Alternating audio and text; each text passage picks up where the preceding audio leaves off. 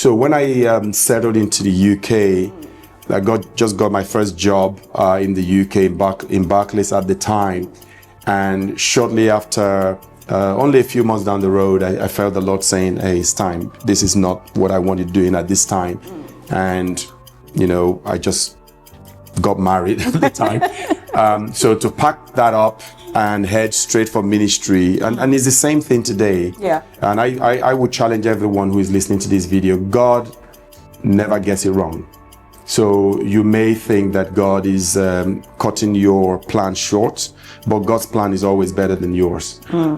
So that invitation to a higher call to come establish something in Southampton became the pivot, became the point that, It's really interesting that you said that, to establish something in Southampton. A lot of our viewers are going to be looking at this podcast and say, well, you have an excellent job at Barclays. So how did you make that decision to say, I'm going to leave my job in Barclays and do pastoring full time? You see, when God wants you, God gets what he wants. And I pray that God is getting what he wants in your life.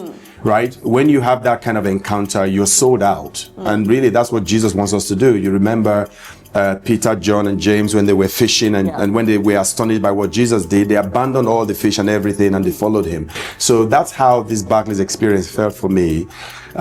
You will ask my wife, she will tell you, as soon as that moment came, I became so restless. Wow. Nothing in the world mattered. Nothing else I wanted. You could give me £1 million that day and it wouldn't matter.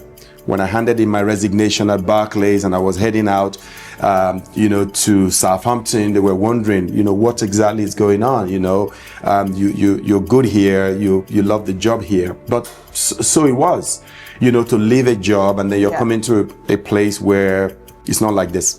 Any member you're coming to meet in the city. All right, but it was just all in obedience to what God wanted. Yeah.